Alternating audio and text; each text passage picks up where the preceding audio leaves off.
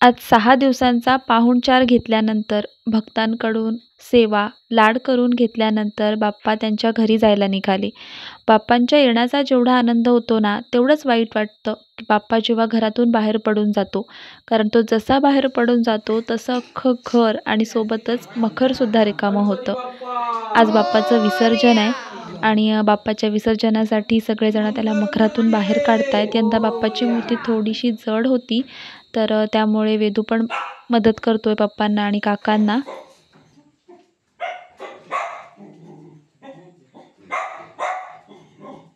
गणपती बाप्पा मोरया, मंगलमूर्ती मोरया.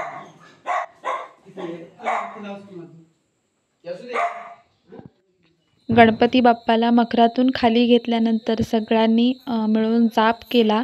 त्याला सगळ्यांचं भलं कर, कल्याण कर, सगळ्यांना सुखात, आनंदात आणि आरोग्यमयी असं जीवन दे याच्यासाठी प्रार्थना केली. आणि मग त्यानंतर नमस्कार केला आणि त्याला पुढच्या वर्षी लवकर येण्याची विनंतीसुद्धा केली, हट्ट केला. तुमच्यापैकी असं कोण कोण आहे मला सांगा की यावर्षीचा गणपती बाप्पा घराबाहेर पडून जाण्याआधीच पुढच्या वर्षी तो कधी येणार आहे ती तारीख बघून ठेवतो. मी तर असंच करते दरवर्षी. तुम्ही कधी केलं आहे का मला नक्की कमेंटमध्ये सांगा.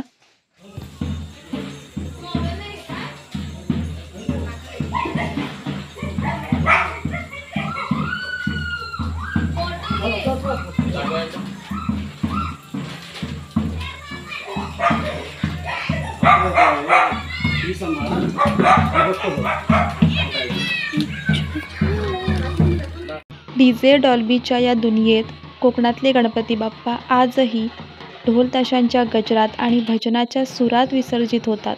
कोकणातल्या गणेशोत्सवाचं हे वैशिष्ट्य आमच्या वाडीनेही आजपर्यंत जपून ठेवलं आहे आणि हीच संस्कृती आमच्या पिढीला इथून पुढे चालवायची आहे. काही जणांनी गणपती बाप्पांना डोक्यावरती घेतलं होतं आणि हे असं दृश्य होतं ज्यावेळी गणपती बाप्पा विसर्जनासाठी त्यांच्या ठिकाणी मार्गस्थ होत होते. सगळ्यांची तोंडं लाल गुलाबी अशी झालेली होती, पण बाप्पांचा विसर्जनाचा आनंद, उत्साह आणि थोडंसं कुठेतरी मनात वाईटही वाटत होतं.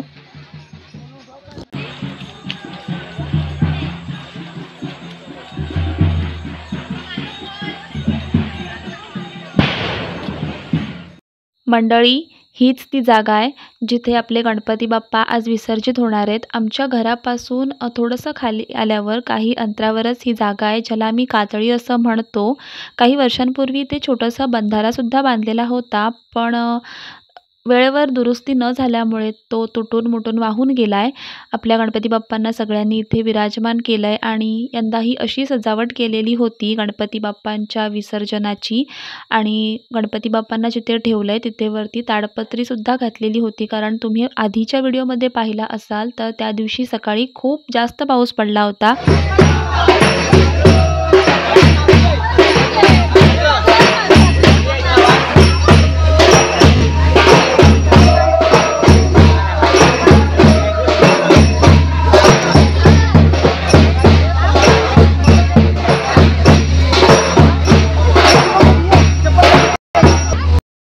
गणपती बाप्पाच्या समोरच गौरीसुद्धा विराजमान झाल्या होत्या आणि सगळ्याजणी खूप जास्त सुंदर दिसत होत्या.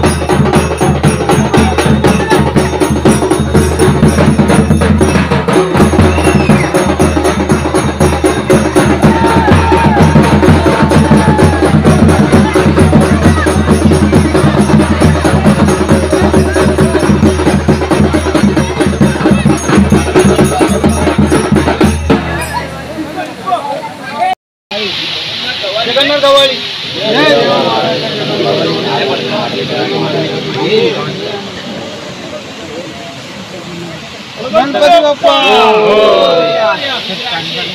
जय देव महाराज.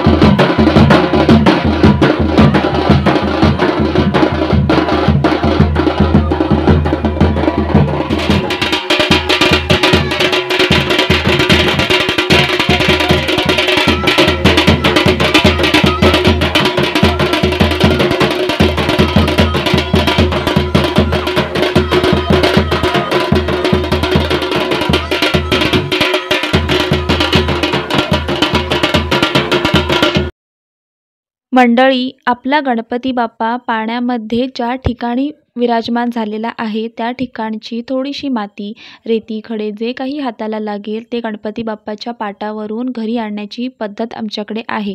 आणि ते पाटावरून आणलेले खडे म्हणा, दगड किंवा रेती असेल तर ती आपल्या घरावर, शेतावर, आपल्या आजूबाजूच्या आपल्या परिसरात भिरकावायची असते, जेणेकरून गणपती बाप्पाचा आशीर्वाद आपल्यासोबतच या सगळ्यांना सुद्धा मिळेल, ही त्यामागची भावना असते.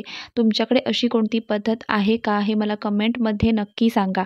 आणि मला माहिती आहे हा व्हिडिओ यायला बराच उशीर झाला आहे, पण तरी पण तुम्ही तो खूप आवडीने पाहिलात, त्यासाठी तुम्हा सगळ्यांचे मनापासून आभार. नेहमीप्रमाणे एकच सांगेन, गणपती बाप्पाचे आशीर्वाद तर आहेतच, पण तुमच्या शुभेच्छासुद्धा आणि प्रेमसुद्धा मला मिळू दे. व्हिडिओ आवडला असेल तर लाईक करा, शेअर करा, चॅनलला सबस्क्राईब करा. बाय.